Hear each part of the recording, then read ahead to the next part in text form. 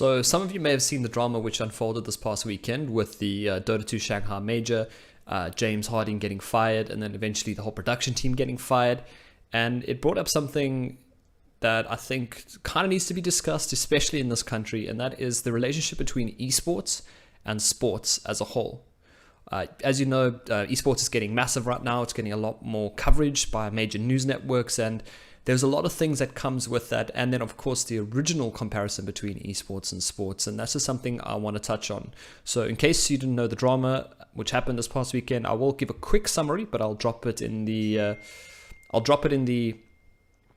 comments as well, so you guys can have a read. And I did a little recap on all that over the past weekend. So basically what happened this weekend was James Harding, who has been a host for TR2, TR3, TR4, most of the group stage, the pre-TR broadcast as well. He's been a fantastic host. He's been around in esports since the early 2000s. He's a game developer himself, working on his own FPS game. So he's been around for ages, and he's a fantastic host. He's a great presenter. He's funny, but this past weekend, he was fired because of jokes he made on stream, certain things like that, issues with the production team, and then he was let go by his best friend, in fact, by Bruno.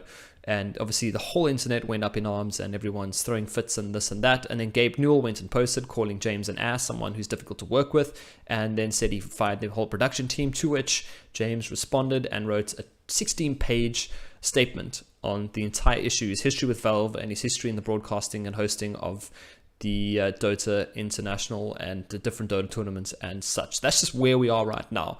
And then a lot of people brought up the topic of the professionalism in esports. So as we move towards this more standard of production, so with big broadcasting companies such as ESPN getting involved, CBS, Time Warner, those kind of guys getting involved, having their own tournaments, there's kind of that link now between esports and conventional sports, in terms of broadcasting alone.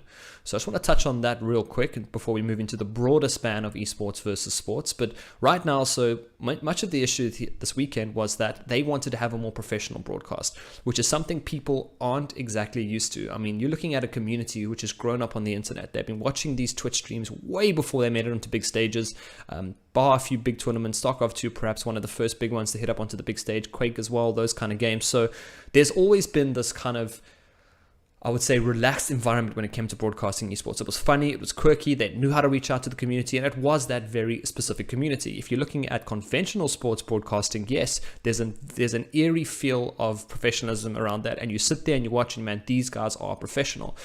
Now, one of the games which is closest to that, I would have to say, is League of Legends. StarCraft 2 as well, up into a stage, but there was still a little bit of fun behind it. The guys that were funny, they were talking about funny things, they were saying funny things. League of Legends, to an extent, is the same, but that is a lot more professional, and it always has been since the birth of major League of Legends tournaments, with the hosts being broadcasting. I mean, some of them spoke a while ago. I think it was actually Quickshot who spoke about just how much these broadcasters have to go through, rehearsals, stuff like that. When you become a broadcaster, submit applications and all that. So there's a big paper trail behind what goes on in League of Legends, and at the same time, they have to be really professional because Riot is a major company, and it's good. The people enjoy it. The community love it. But when you move across to Dota 2 and CSGO, there's going to kind of been this unprofessional tag which has gone along with that because the broadcasters make jokes. I mean, you've got guys like Too Good in Dota, you've got Thorin in CSGO. I mean, Thorin doesn't care. He just talks, says what he wants, and the community love him for it. Sure, a few don't like him for his work. I mean, there's always that comparison. The whole weekend, a comparison was being thrown around that how can Valve allow Too Good, fire Too Good when they allow people like Thorin, and then of course they brought up the Richard Lewis thing as well. But Richard Lewis has always been fantastic and a major asset to the esports scene, despite his little kerfuffle with Loader at DreamHack last year. But anyway, all of that aside, there's always been this kind of community understanding between why Dota 2 has had this kind of relaxed, funny approach to their casting. And I mean, yeah, you could look at it from a professional point of view and say, this is not good, it's not up to standard, but that fact is it is. And they looked at how we brought a whiteboard to the major, and I mean, that's just how Too Good is. And the community, the viewers, they loved it. I mean, the stream dropped to like 50,000 viewers during the broadcast. I mean, that for a major, that is shocking. Most people moved over to the Russian stream, to the different streams, different community streams and stuff like that. And it was just shocking. I mean, CSGO online comps get more than that, sometimes even double that. So that was a major blow to Valve and to Dota 2 as a community in its whole. But I guess that kind of moves now. I want to step across to the whole broader understanding of esports versus sports. So is esports in fact a sport? And I mean, we can sit and debate about this for hours, but my opinion on the matter is it's not. I mean, they share similar qualities. And I've always held the comparison that if you're going to want to compare esports and sports, you're going to be looking at comparing apples and apple juice. While essentially they kind of are the same product, they're completely different in every single way. You can even go further and say something like, adults will eat apples, so you can give apple juice to kids. But I mean, that's just a funny little analogy which comes along with that comparison. But now, esports being a real sport, I mean, what attributes do they share?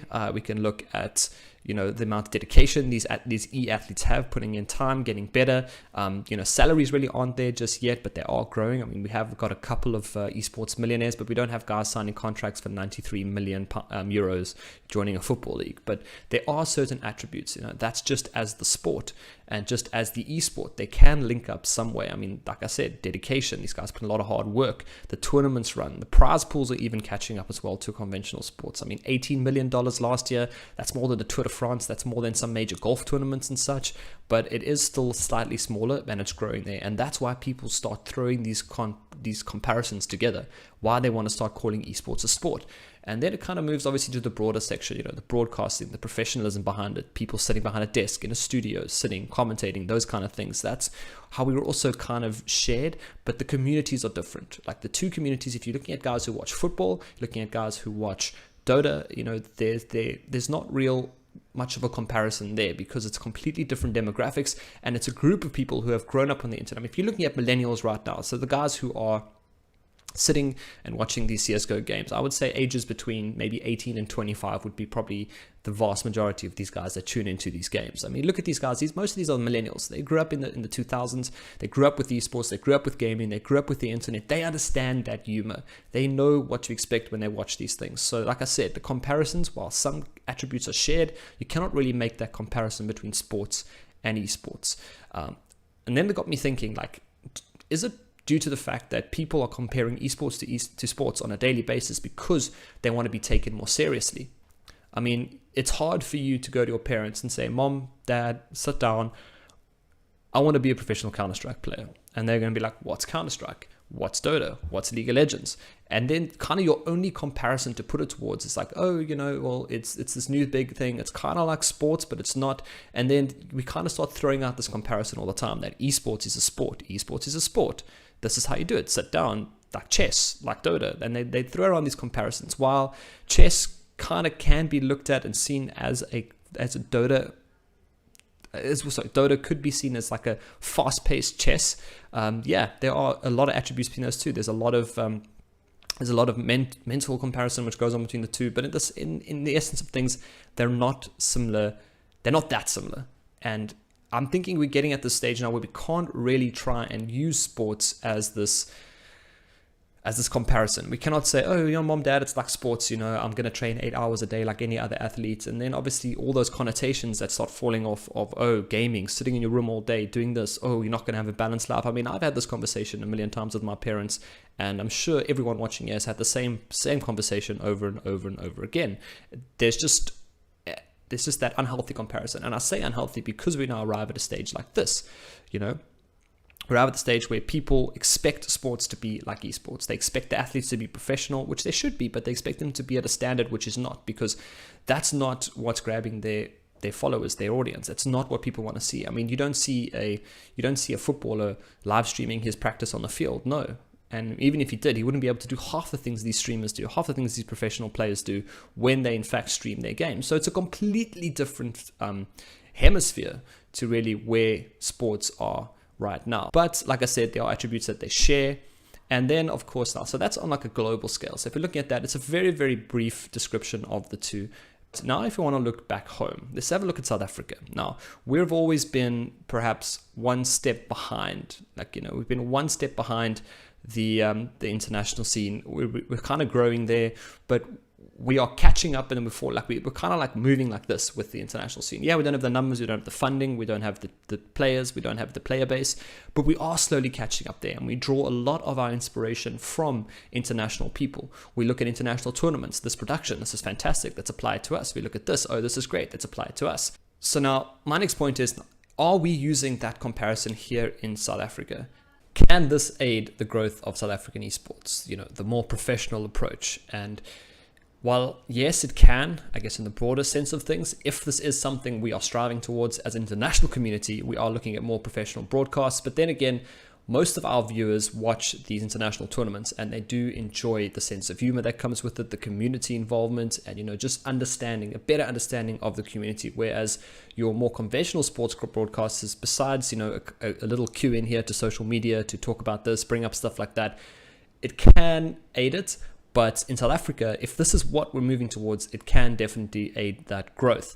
Now, yes, a lot of guys do enjoy it. Like I said, they watch us, and they're like, okay, but we're not on the same standard. I mean, yeah, my previous vlog, I did chat a little bit about shoutcasting in South Africa, and it got a little bit emotional, a little bit personal, which I do apologize for.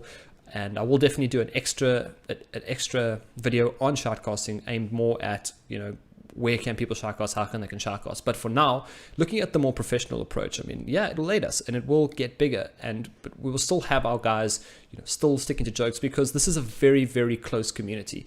Amongst the shoutcasters and the players, there are very, very close relationships.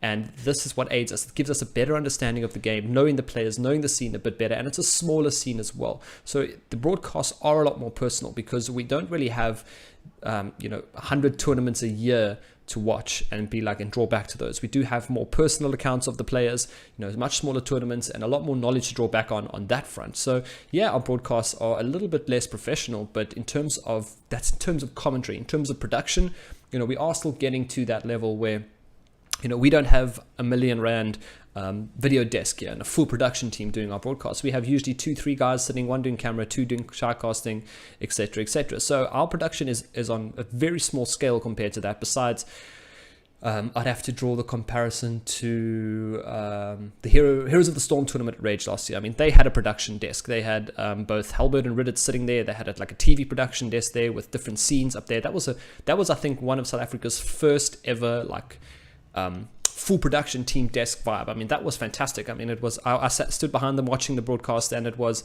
it's in front of them obviously because of the camera, but I saw the guys in the desk and I'm like, this is great. Tell me more. How do you get this? This is awesome. And we're probably going to see more of that. I mean, like I said, looking at the Masters coming up soon, that is a very well-branded tournament, and they probably are going to look at a lot more professional production on that. But are we going to see people still saying, you got to be more like sports? It has to be like sports. You got to sit there in a tux or a suit, in a 2-piece suit. You got to talk about esports. You can't swear. You can't do this. I mean, naturally, you shouldn't be swearing in the first place. But then again, a couple of F-bombs here and there are quite funny, or a holy shit, what was that? Those kind of things that keep the community involved. And obviously the interactment and stuff like that. I mean, yeah, some broadcasters do interact with the chat as well. I mean, like in conventional sports, you don't have a chat running where you can be like, oh, this guy made a good point, or oh, this is a funny point, like that. It's a lot more personal, and that's why I think the comparison of sports and esports is just so broad and so vague at the moment. And then I guess, could that comparison, I spoke about it perhaps aiding athletes internationally, the whole professionalism with sports and esports, but down here back in South Africa, we do have people who are trying to make esports a lot more like sports. I mean, I'm going to bring up the MSSA right now, and while I will be doing a much broader broadcast on that, the MSSA are currently awarding colors to people. They are trying to make it more like conventional sports. Some of their rule systems now, I'm going to just quote out of my head. I'm not, these rules may be incorrect, but I will put the rules in the bottom. So if you guys want to look at that, you can check out the rules for the MSSA. But there was stuff in there about, different regional tournaments. So regional qualifiers, players had to be within 50 kilometers as the crow flies.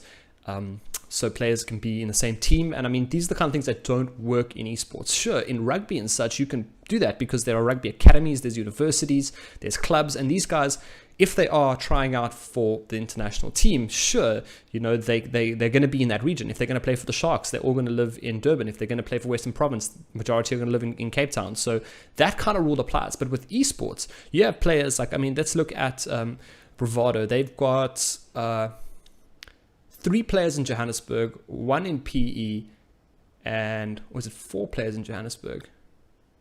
Yeah, they got 4 players in Gauteng, Johannesburg area, and 1 in PE. I mean, that is at the moment the best team in the country, and they do not qualify to meet. They don't qualify for those standards to make an MSSA regional team.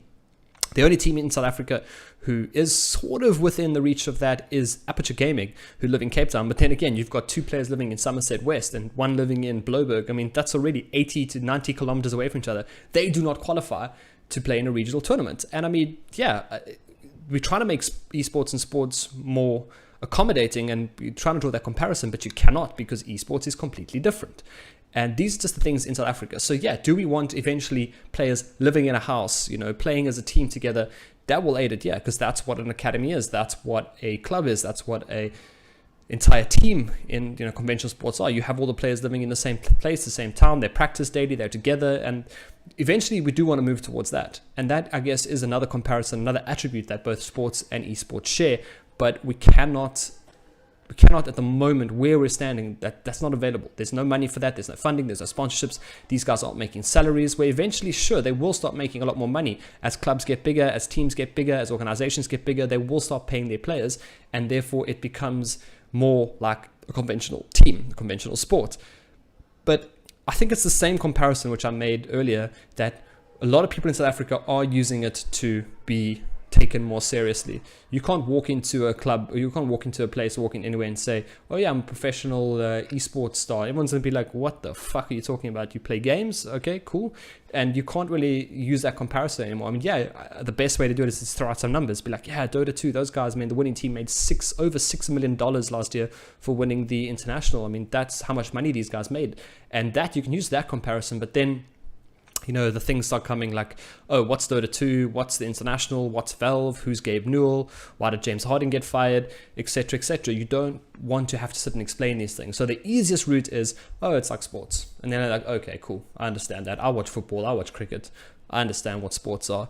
And that is kind of the unhealthy comparison which is being thrown around right now.